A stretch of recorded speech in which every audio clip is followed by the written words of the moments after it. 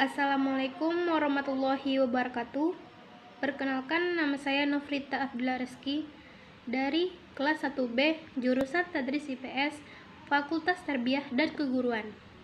Baiklah, di sini saya akan menjelaskan tentang landasan hukum atau yuridis hukum. Landasan hukum atau yuridis hukum. Kata landasan dalam hukum berarti melandasi, mendasari, atau sebagai titik tolak. Sementara itu, hukum dapat dipandang sebagai aturan baku yang patut ditaati. Jadi, landasan hukum dapat diartikan peraturan baku sebagai tempat terpijak atau titik tolak dalam melaksanakan kegiatan-kegiatan tertentu. B.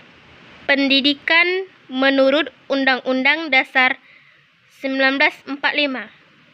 Undang-Undang Dasar 1945 adalah merupakan hukum tertinggi di Indonesia. Semua peraturan perundang-undangan yang lain harus tunduk atau tidak boleh bertentangan dengan Undang-Undang Dasar ini. Pasal-pasal yang bertalian dengan pendidikan dalam Undang-Undang Dasar 1945 hanya 2 pasal, yaitu pasal 31 dan pasal 32. Yang satu menceritakan tentang pendidikan dan yang satu menceritakan tentang kebudayaan. 1. Pasal 31 ayat 1 berbunyi, tiap-tiap warga negara berhak mendapat pengajaran. Ayat 2 berbunyi, setiap warga negara wajib mengikuti pendidikan dasar dan pemerintah wajib membiayainya. 2. Pasal 32 ayat 1 berbunyi, memajukan budaya nasional serta memberikan kebebasan kepada masyarakat untuk mengembangkannya. Ayat 2 berbunyi, negara menghormati dan memelihara bahasa daerah sebagai bagian budaya nasional. 3. Undang-Undang RI Nomor 20 Tahun 2003 tentang Sistem Pendidikan Nasional. A. Pasal 1 ayat 2 dan ayat 5 ayat 2 berbunyi, pendidikan nasional adalah pendidikan yang berdasarkan Pancasila dan Undang-Undang Dasar 45 yang berakar pada nilai-nilai agama, kebudayaan nasional Indonesia dan tanggap terhadap tuntunan perubahan zaman. B. Pasal 1 ayat 5 berbunyi, tenaga kependidikan adalah anggota masyarakat yang mengabdikan diri dalam penyelenggara pendidikan. C.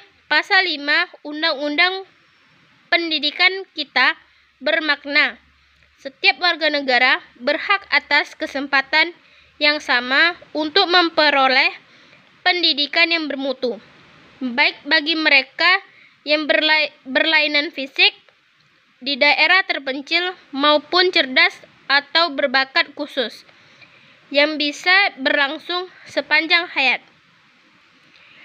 Pasal 27 ayat 2 UU Pendidikan ini mengatakan, baik pendidikan non formal dan pendidikan informal, kalau kelak bisa lulus ujian kesetaraan yang sesuai dengan standar nasional, ijazahnya diakui sama dengan ijazah pendidikan informal.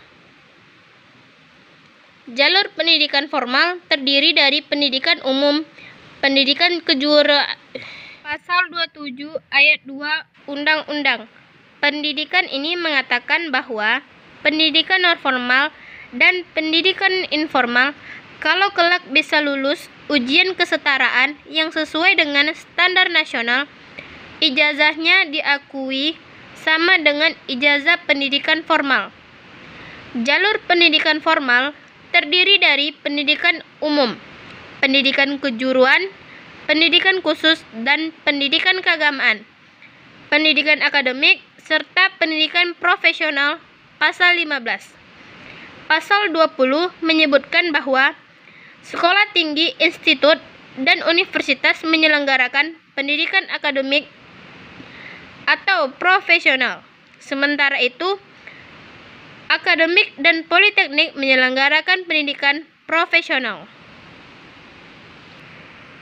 Pasal 24 tentang kebebasan akademik, kebebasan mimbar akademik, dan otonomi keilmuan. Bunyi lengkap ayat itu adalah sebagai berikut. Dalam penyelenggaraan pendidikan dan pengembangan ilmu pengetahuan pada perguruan tinggi berlaku kebebasan akademik dan kebebasan mimbar akademik serta otonomi keilmuan.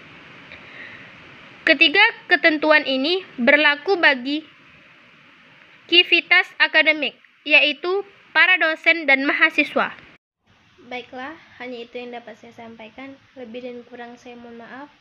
Semoga teman-teman bisa mengerti apa yang saya jelaskan tadi.